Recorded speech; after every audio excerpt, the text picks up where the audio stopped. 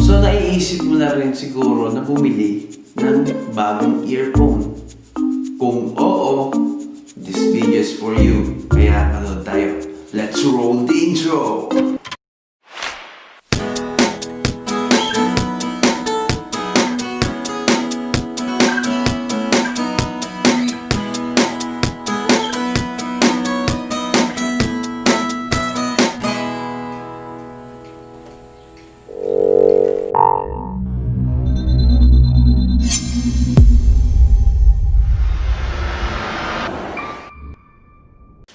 Hello mga kaisip! My name is Knowles at welcome po ulit dito sa aking YouTube channel. Kung bago kayo dito sa channel ko, paki-consider naman ang like, share, and subscribe. At paki-hit na rin ang notification button para updated ka sa mga bagong videos ko. At gaya nga na nabasa nyo doon sa title description, i-review ko ang isang product mula sa KZ Acoustics. At ito ay ang KZ ZSN PRO X. At ang cable na Dark Horse. Pero bago tayo mag-jump up sa pag-unbox at review ng mga product na ito, pag-usapan nga muna natin kung ano nga ba ang special sa produktong to. Kaya kung ikaw ay nagbabalak bumili nito, or undecided ka pa, or gusto mo magkaroon ng idea sa mga earphone na ganito, this video is for you! Kaya huwag mo i-skip ito at panoorin mo ito hanggang dulo. Actually, ang re-review kong product na ito ay special para sa akin. Kasi ito yung device na kapakipakinabang sa katulad kong musically inclined. Actually, marami na ako nakikitang gumagamit ito sa mga performers tulad ni na John Mayer, Jason Mraz, at sa mga local performers natin gaya ni Bago. Akala ko nga metronome yung nakalagay sa tenga nila. So hindi pala yung metronome. At yun pala ay tinatawag na IEM or in-ear monitor. Eh ano nga ba yung IEM na ito at para saan? Ganito kasi yan. Kapag nasa banda ka, especially in a live performance, sabay-sabay na ang ingay. May drums, bass, gitara, ingay ng mga audience, at kung ano pa. So kung ikaw ang musician or ang singer na nagpa-perform, hindi mo naman didinig ang sarili mo on stage. Tumatalikod ako sa audience at nakatingin ako sa speaker sa likod ko. Kasi hindi ko nadidinig ang tinutugtog ko dahil sa sabay-sabay na tunog. So to avoid that, kailangan natin ng device gaya ng IEM.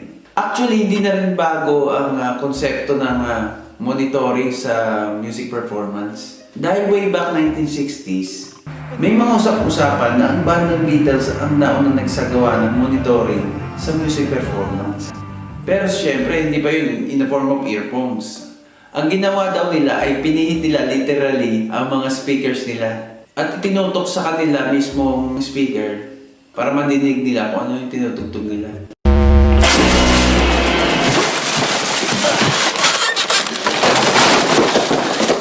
Meron namang other way na ginagamit para ma-monitor mo ang iyong tinutugtog gamit ang speaker na tinatawag na wedges. Ito yung hugis sa Toblerone na speaker na ipinapwesto dun sa harapan stage para marinig mo at yung tinutugtog. Pero for a better purposes, mag-IEM ka na. So let's unbox this thing.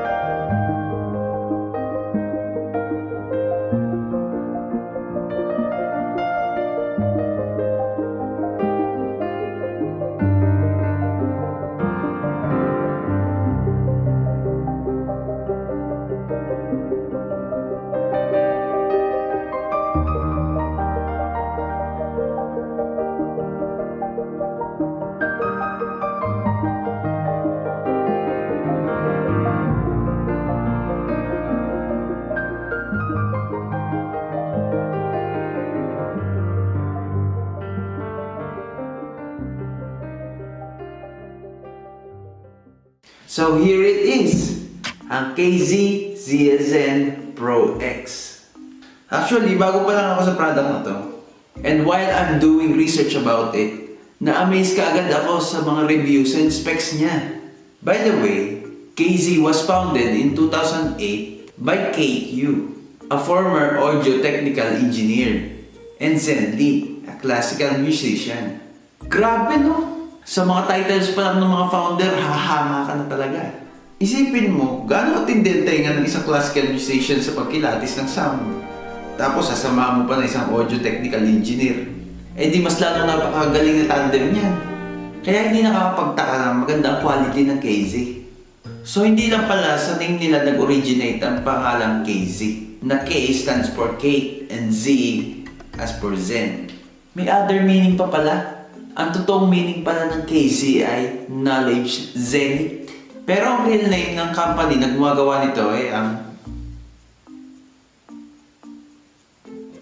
Okay, so much for that. Balik tayo sa product. Ang KZ ZSN PRO X ay isang hybrid ear monitor.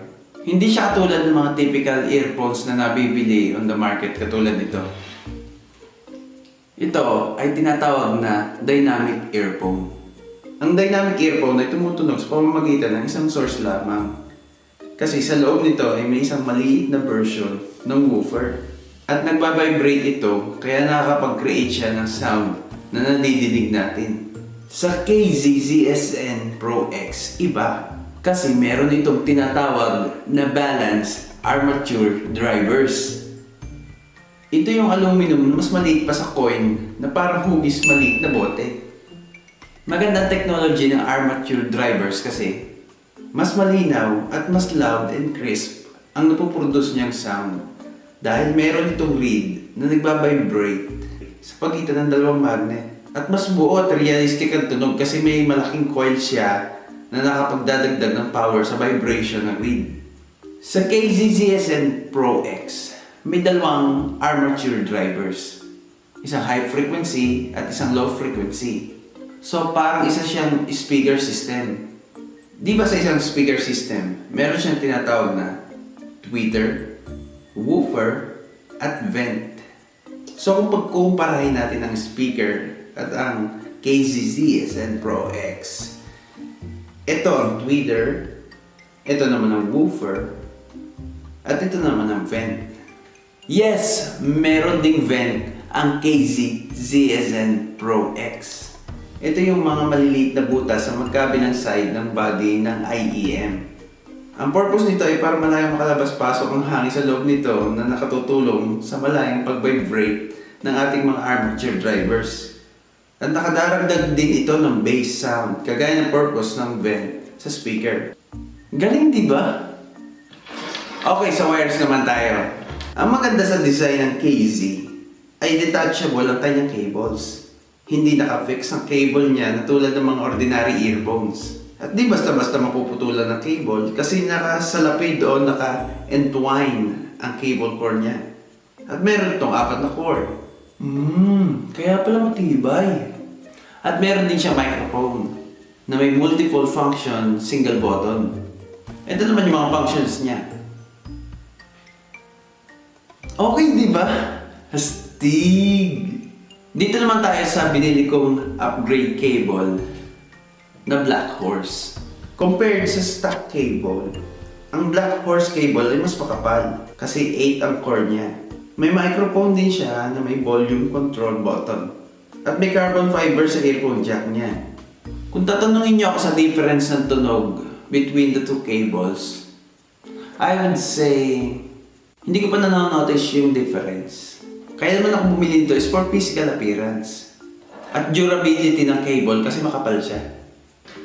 So anong price ng dalawang item na to? Ang KZ ZSN PRO X ay nabili ko sa halagang $999. At ito namang Urban Audiophile Black Horse ay $1,499. Ang tanong, sulit ba makabili ng KZ ZSN PRO X? Ang sagot ko dyan ay yes. Sulit lalo na sa mga kagaya ko na first time or newbie dito sa IEM. Okay, at kung ikaw ay nakarating dito sa part ng video na to, may bonus ako sa iyo. Kung isa ka na sa owner ng KZ ZSN PRO X at nung sinubukan mo, ang tingin mo parang kaparehas lang siya ng ordinary earphones.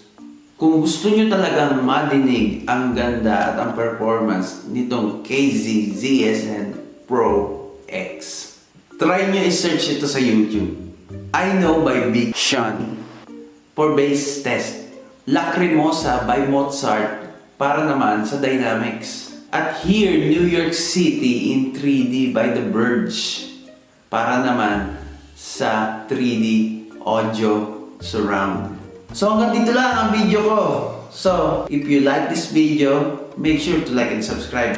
At supportahan nyo naman ang aking channel para naman ma-inspired pa ako na gumawa ng mga ganitong video. So thank you mga kaisip. Salamat sa panonood ninyo at see you on the next video. God bless po. Bye-bye!